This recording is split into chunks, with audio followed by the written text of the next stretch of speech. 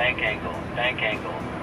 It takes only 25 seconds for Sriwijaya Air Flight 182 to spiral out of the sky.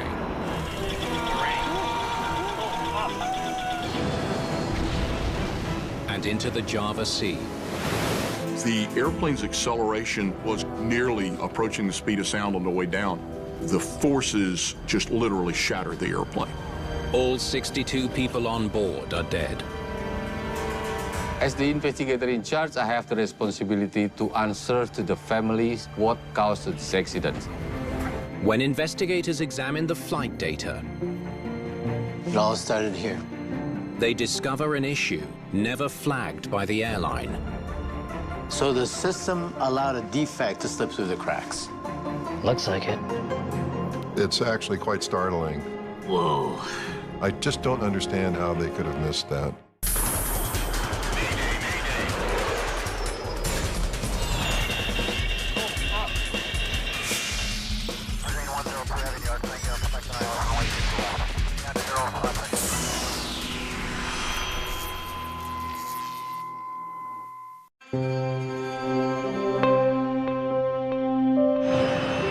It's shortly after 2 in the afternoon at Soekarno-Hatta International Airport in Jakarta, Indonesia.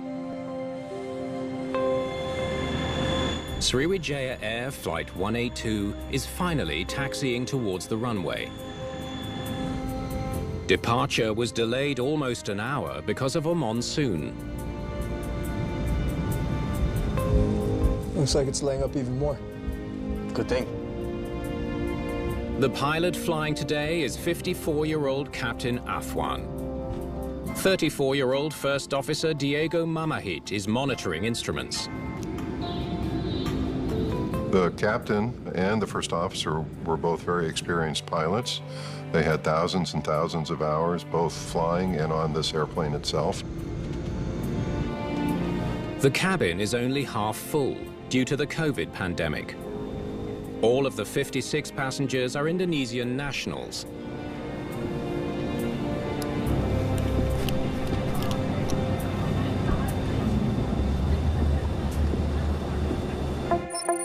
Flight 182 will turn northeast from Jakarta, fly over the Java Sea to reach its destination of Pontianak on the island of Borneo.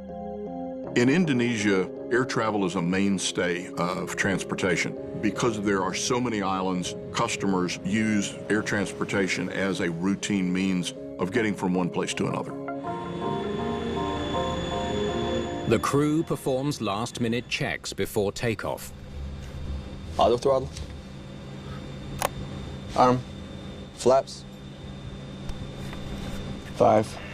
Stabilizer trip. Set. They're flying a 26-year-old Boeing 737-500. In an island archipelago like Indonesia, the 737 series airplanes is perfect. It operates well on and off of shorter runways. It was built for short-haul flights. It is very common for 737s to fly 8, 10, 12 legs in a day. It's a workhorse. Sriwijaya 182, runway 25 right, clear for takeoff. Runway 25 right, clear for takeoff. Sriwijaya 182. Ready? Ready.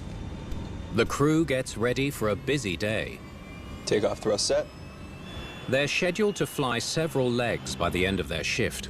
Speed increasing. 80 knots.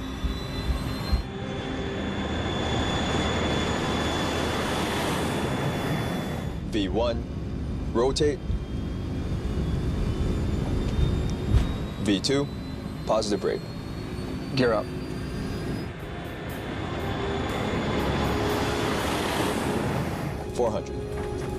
Flaps 1. Just after liftoff, LNAV. Captain Afwan engages the autopilot.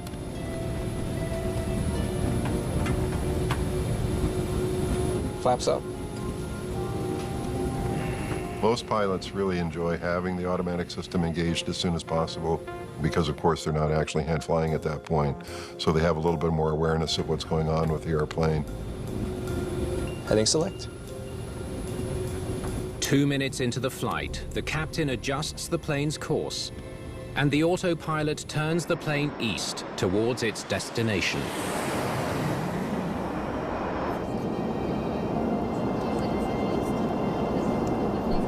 In the cabin, passengers settle in for the 90-minute flight. As the plane continues its ascent, the captain switches the engine power setting from takeoff thrust to climb thrust. Jet engines, like any other engine, sustain more wear at very high power settings. So once you get airborne, you reduce to a climb thrust setting so that you're reducing wear on the airplane. Captain? Almost 3 minutes into the flight, the first officer spots something concerning. Looks like it might get rough ahead. You always try to give the passengers the smoothest ride that you can, so we don't fly through thunderstorms. Let's turn a bit further east to be safe. Check if heading 075 is open. Yes, Captain. Request heading 075 degrees to avoid Weather, Sriwijaya 182. Sriwijaya 182, heading 075 approved. 075, Sriwijaya 182. The crew is given permission to divert to the right, around the weather. But the new route is very busy today. Sriwijaya 182, stop climbing at 110. To avoid other aircraft, they're instructed to level off at 11,000 feet. Stop climbing at 110. Zero, copy, Sriwijaya 182. Captain, change altitude to 110. 110. The Boeing 737 continues its right turn.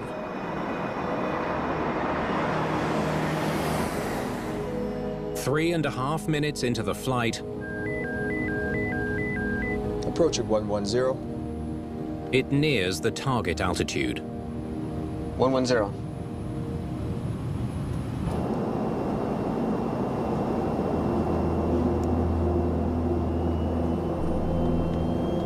In the cabin, the passengers begin to sense the plane banking left. It continues until the plane is on its side.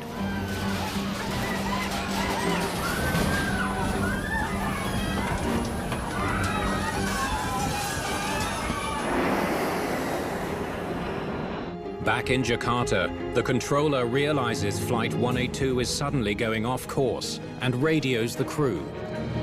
Sriwijaya 182, what's...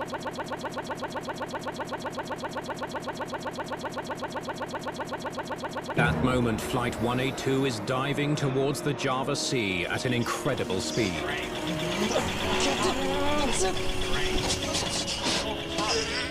Captain Afwan is desperately trying to regain control of the plane.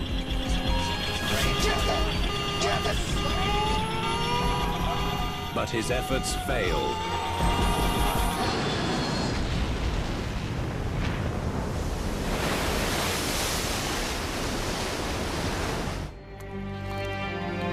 The airplane's acceleration was nearly approaching the speed of sound on the way down. The forces just literally shattered the airplane. A little more than 4 hours after Sriwijaya Air Flight 182 disappears from radar, search and rescue teams reach the plane's last reported coordinates, 11 nautical miles northwest of Jakarta, over the Java Sea. The team finds only an oil slick, small pieces of debris, and human remains. The Boeing 737 has disintegrated, and all 62 people on board are dead. With over 700 aviation fatalities in the last decade, Indonesia is already considered one of the deadliest aviation regions in the world. This accident needed to be resolved fairly quickly. People needed to understand it to gain confidence of flying in that region. Divers soon discover that most of the wreckage is buried in mud, 50 feet below the surface. The scope of the wreckage was very wide, and it was monsoon season in Indonesia were heavy rain and strong wind, so it was challenging for us to recover the wreckage. It's up to the team of investigators from Indonesia's National Transportation Safety Committee, the KNKT, to find out why the 737 plunged into the sea.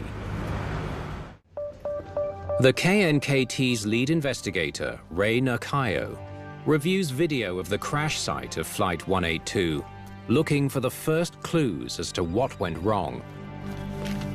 Lucha. Hey, honey. I'm looking at the video now. Pieces are really small. What's the distribution area of the wreckage? 80 meters by 110 meters. Okay. All right, thanks.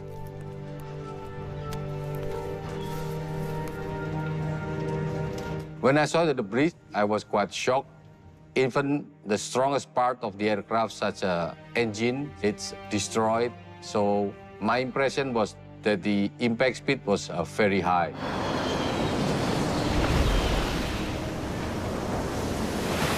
Because pieces of the plane are buried in thick mud at the bottom of the sea, it will be impossible to recover the parts that might reveal the cause of the crash.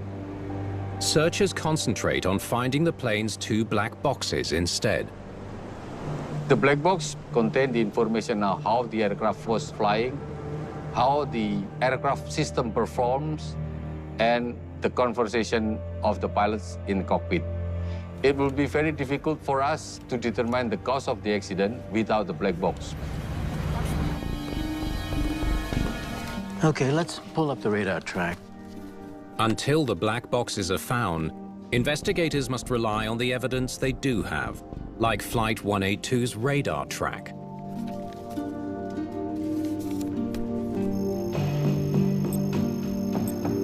Everything looks fine so far.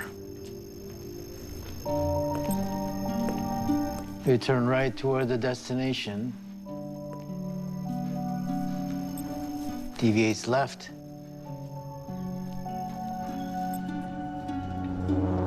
And drops like a rock. Flight 182 descended more than 10,000 feet in only 25 seconds. Both pilots were experienced pilots, so to be involved in such catastrophic accidents showed that something serious happened that the pilot could not handle.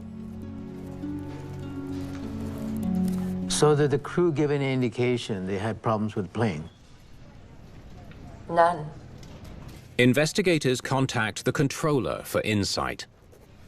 But they requested a heading change to avoid weather. Request heading 075 degrees to avoid weather, Sriwijaya 182. Sriwijaya 182, heading 075 approved. 075, Sriwijaya 182. Flying in Southeast Asia and Indonesia is always challenging. The weather is very tropical, which means that thunderstorms, monsoon rains are a matter of routine. Okay, let's see what they flew into. Did weather conditions play a role in the accident? They will pull all the meteorological data available to see if there are any external forces being applied to the airplane, such as wind shear. So this is a storm here. They examine satellite images of the weather conditions at the time of the crash. Had the flight path. They were definitely flying around the bad weather, not into it. But some cloud cover.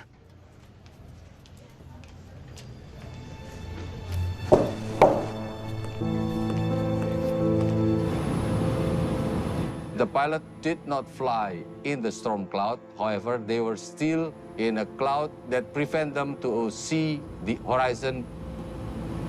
Heading select.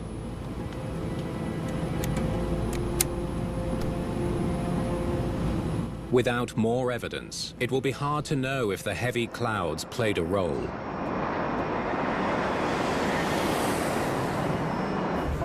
Three days after the crash, the search for the black boxes is successful. The flight data recorder has been found. They also find the cockpit voice recorder's locator beacon. But the CVR itself has disintegrated, and the critical memory card is missing. They will need to continue sifting through the mud to find it. Will the flight data be enough to determine why the pilots lost control of Flight 182?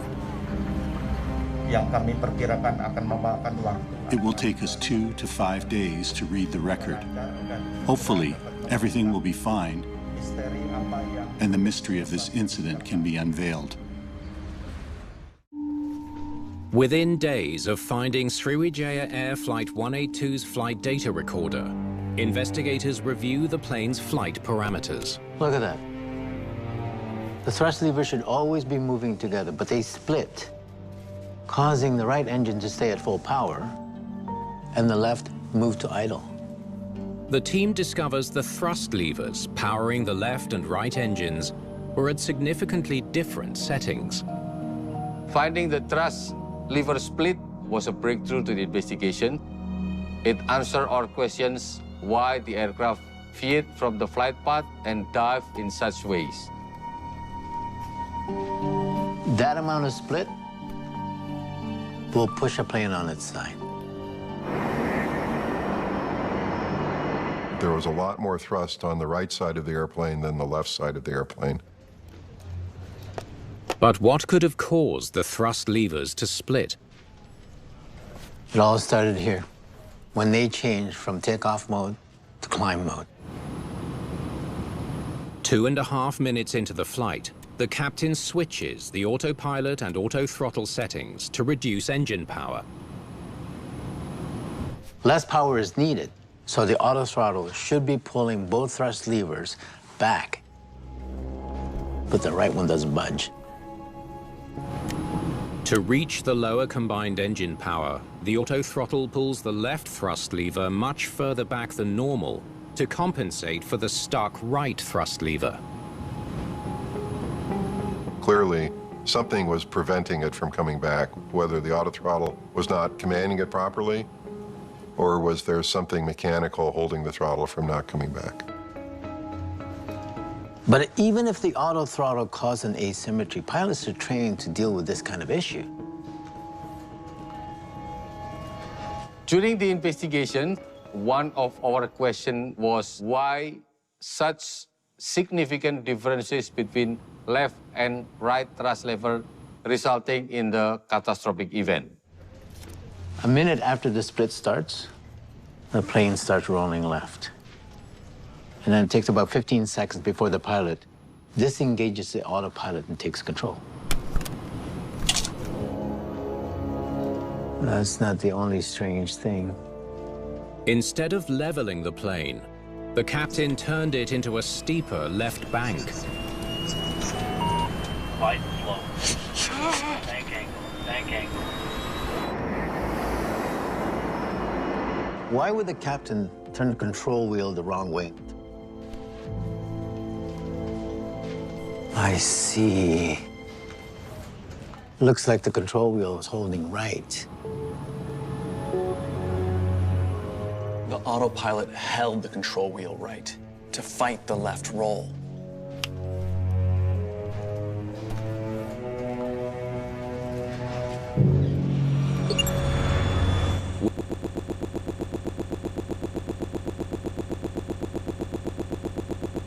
The autopilot fought to level the plane, but it ultimately failed.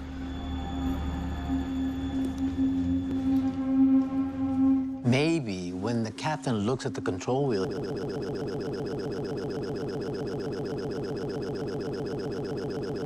it engages the autopilot and turns left.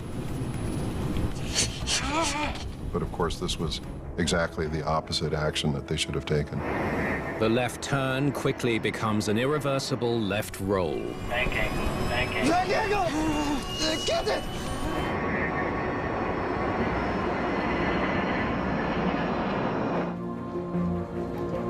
8 seconds before plunging into the water, the captain tries to salvage the situation. Captain Afwan finally pulls the right thrust lever to idle, but it's too late. What would have been a minor overbank condition resulted in a loss of control in flight that resulted in loss of the airplane.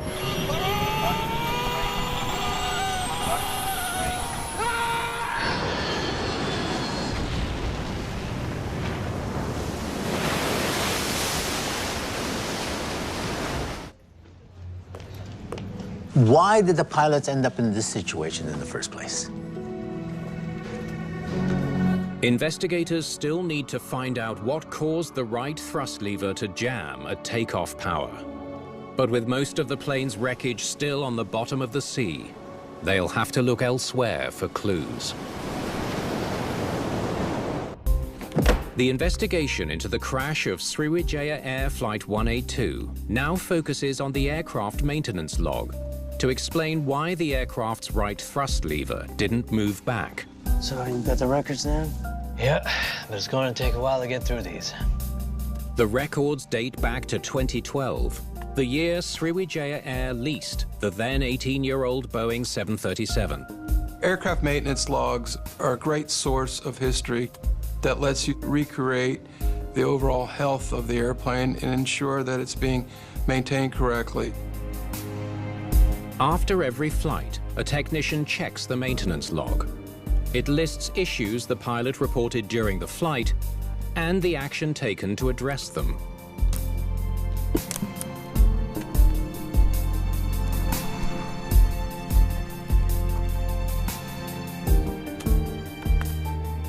The plane flew an average of 7 flights per day.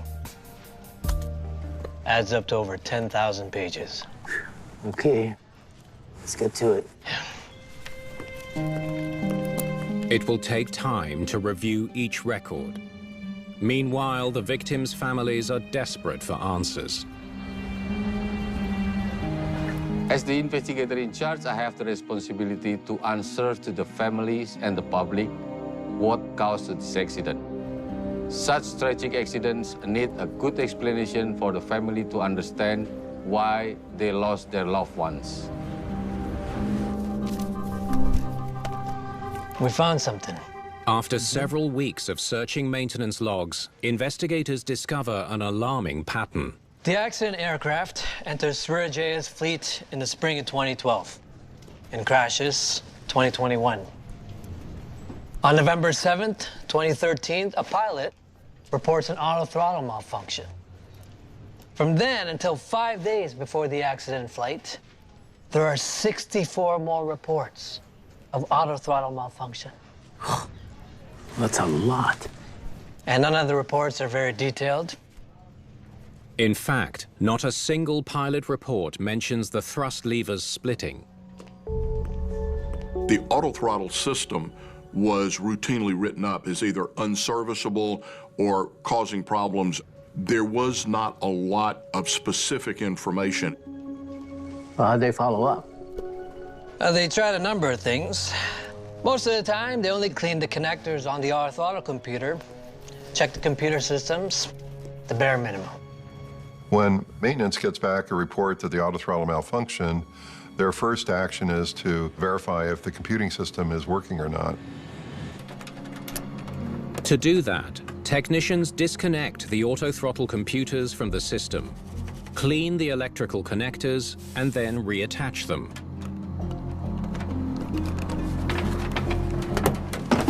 They then perform a computer test in the cockpit that detects and diagnoses faults.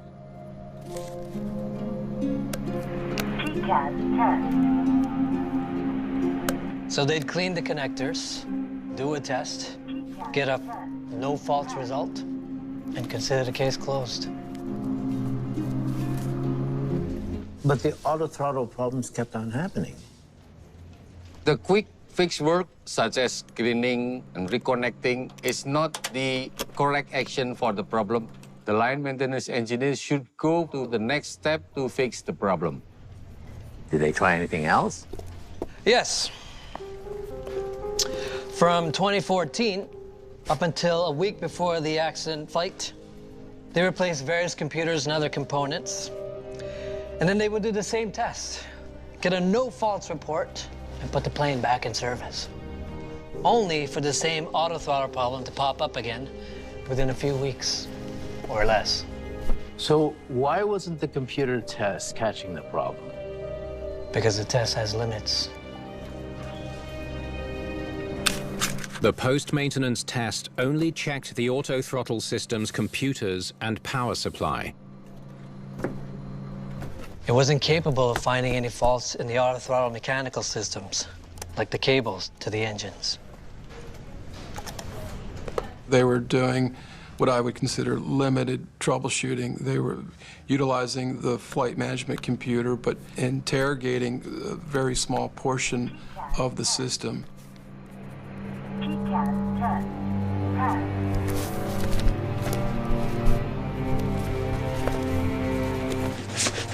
We double-checked the logs to see if they ever inspected the cabling all the way to the engines. And? They never did. Was there a persistent mechanical malfunction that Sriwijaya's maintenance department failed to detect? With much of Flight 182's shattered wreckage still sitting on the floor of the Java Sea, the Indonesian investigators come up with a novel way of finding the answer. Does Sriwijaya have any other 737-500s like this one? Let me check.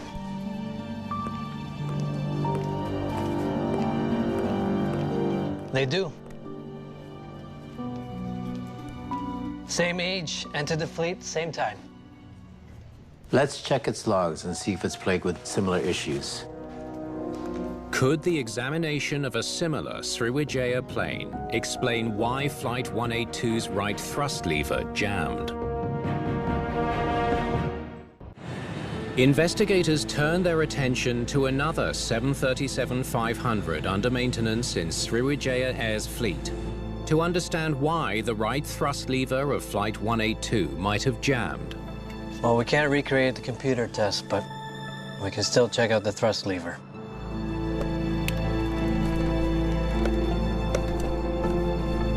There's resistance. Ketika kita tahu bahwa thrust lever, when we know that it's hard to move the thrust lever, that means there's an obstacle or a friction on the cables. friksi pada kabel tersebut. Okay, let's see what's going on. The investigators check the inner workings of the throttle assembly. Whoa. Been a while since anyone cleaned this out, if ever. Let's check the condition of the cables. Looking at the thrust lever mechanisms in one particular area is not enough. You have to look at where it's originating from and where it's going to, in this case, from the flight deck into the engine. Pass that up here. They examine the cables running down from the cockpit and through the equipment bay to see if they can find something that could cause thrust levers to jam.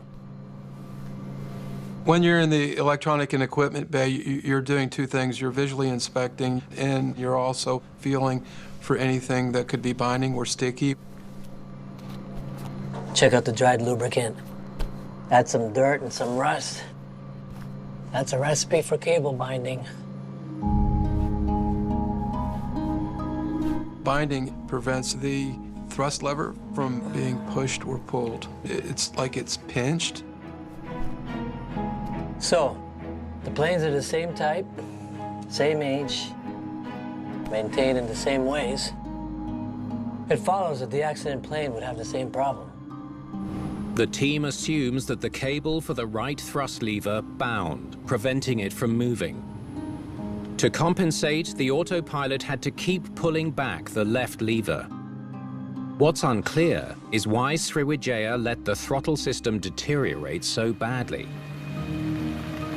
You never let an airplane go with binding or friction. It's something that every line maintenance engineer, technician understands, that you have to isolate the problem and not accept any form of binding or friction in a control surface. Okay, thanks for your time. Investigators interview officials from Sriwijaya Air to determine why the airline did not address the cable binding in the plane's throttle system. Well, that was enlightening. How so? Management didn't think the auto throttle issues occurred frequently enough to warrant a grounding or an inspection. So they never knew that the cables weren't moving properly. How could 65 malfunctions not be considered frequent enough? Because it didn't meet the regulation's definition of a repetitive defect. According to the Indonesian Ministry of Transportation, for an issue to be considered a repetitive defect, it must occur 3 times over 15 flights on the same aircraft. None of Sriwijaya Flight 182's auto-throttle issues met that condition. So the system allowed a defect to slip through the cracks? Looks like it. It just seems strange that the thrust levers could split so much without some warning kicking in.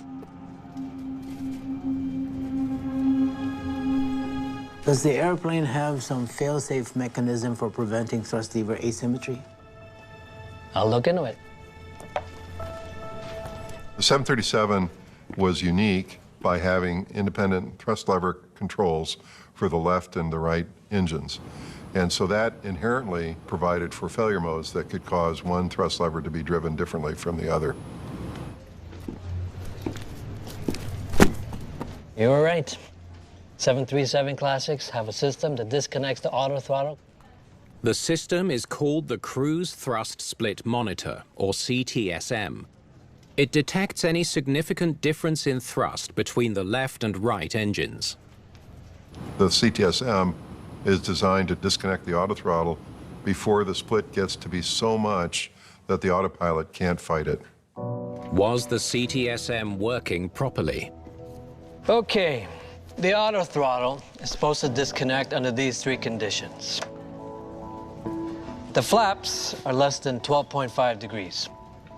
The difference in power between the 2 engines is at least 700 pounds, and either spoiler is extended more than 2.5 degrees for more than 1.5 seconds. Flight spoilers are surfaces on the wings that work in tandem with the ailerons to control an airplane's bank. Did Flight 182's flight parameters meet the conditions to automatically disconnect the autothrottle? Okay, so their flaps were at 0. Condition 1 met. And the difference in power between the engines hit 700 pounds early in the flight. Condition 2 met. The spoiler hit 2.5 degrees for 1.5 seconds here. Condition 3 met. Except the auto throttle disengages 30 seconds after the spoilers met their condition. Investigators now know the CTSM, the plane's last line of defense against the thrust asymmetry, activated too late. The CTSM should have disconnected the autopilot and the autothrottle. Had the alarm sounded on the autothrottle disconnect, the flight crew members' attention would have been turned to the thrust levers, and they would have seen the split. So, why did it take 30 seconds for the spoiler to trigger the CTSM? The wreckage won't give us that answer.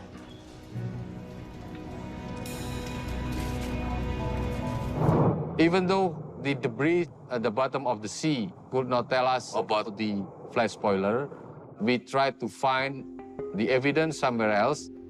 Investigators searched the maintenance records of the crashed 737 for evidence that would explain why the spoiler malfunctioned. Anything? Nothing. And it looks like there was no requirement to check it.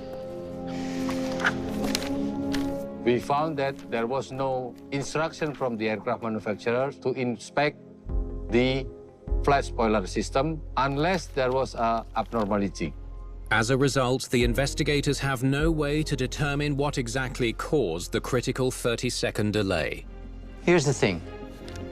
Even though the autothrottle disengaged 30 seconds later than it should have, It doesn't explain why the pilots never caught the thrust asymmetry in the first place. We need that CVR. Hearing what happened inside the cockpit may be the only way to explain why the crew was late responding to the split thrust.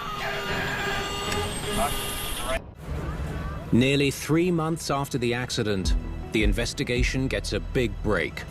Divers find the memory card from Sriwijaya Air Flight 182's cockpit voice recorder.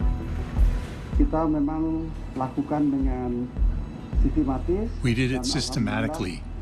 And thank God, last night at 8 o'clock, we found it. Will the CVR explain why the pilots failed to notice the split in the thrust levers, and why the captain turned the plane the wrong way? Okay, let's start here when the thrust levers begin to diverge. Let's see if they notice it.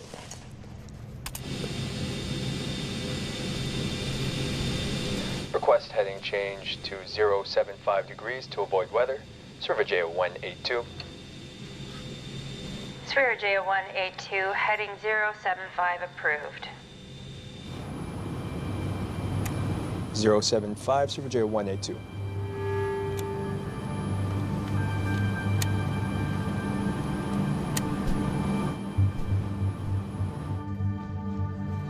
Approaching 110. 110. Not a word about the thrust levers. So now, the plane is starting to roll left. It's what the investigators don't hear that stands out.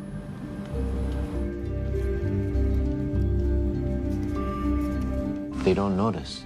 They're not paying attention to the aircraft. This is the time when the pilots should have time to monitor the aircraft.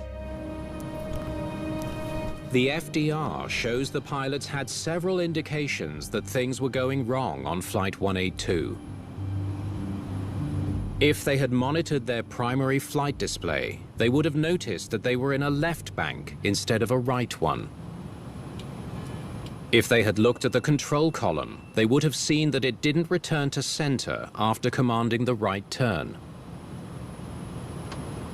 And most importantly, if they had checked their thrust levers, they would have realized that they were split. These are three major breakdowns in the way the airplane is supposed to be operating, any one of which should have drawn the attention of either flight crew member.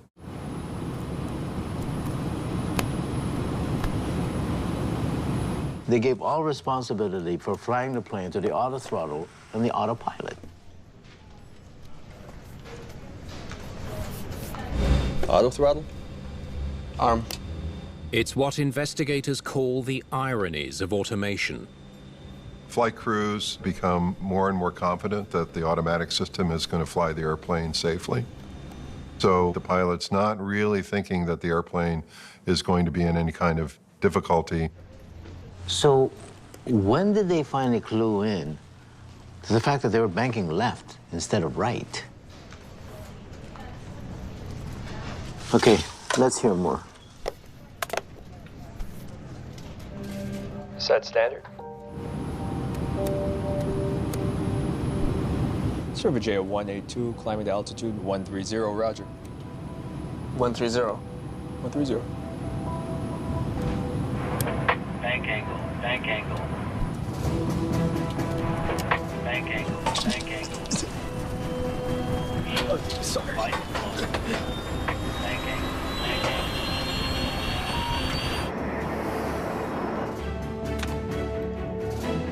They seem confused. They're totally unaware of their situation. Because they're flying in clouds but not looking at the instruments, it's the bank angle warning that clues them in.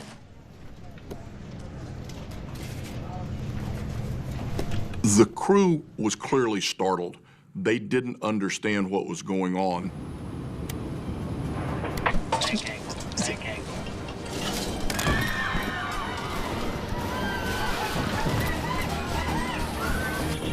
Terrain. Oh, up. Well, the captain hears the bank angle warning, looks at his control wheel, sees it deflected right, then turns it left, making the situation worse. Did the first officer provide any assistance to the captain?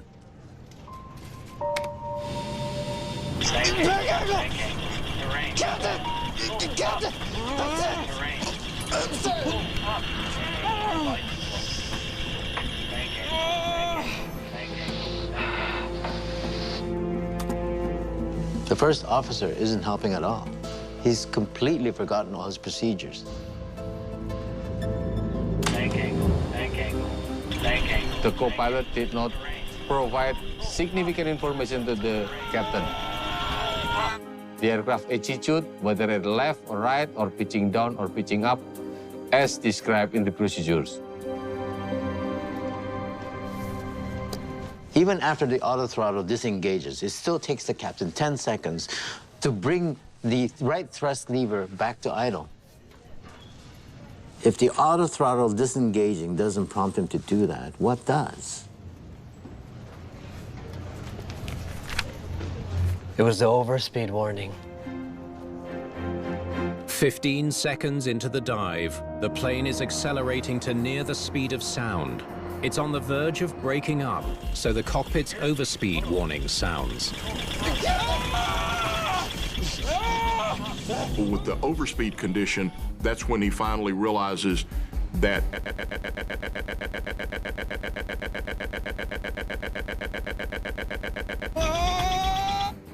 he finally corrects the asymmetry. It's too little, too late. If the aircraft flying higher, maybe 30,000 feet, the aircraft might have recovered.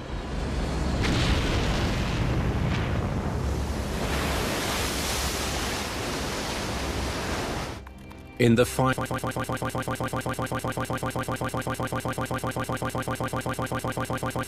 many failings that contributed to the crash of Flight 182.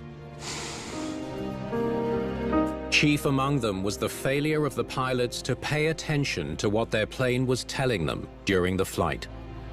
What happened was the sense of confidence and complacency towards the automation system may have caused poor.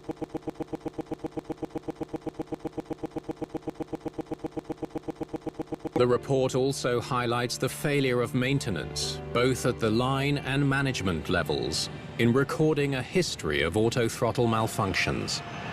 For them not to take the time to take the aircraft out of service and effectively troubleshoot it in today's era is just not heard of. You have to ensure that you're upholding safety and you're taking every action to troubleshoot and inspect the airplane.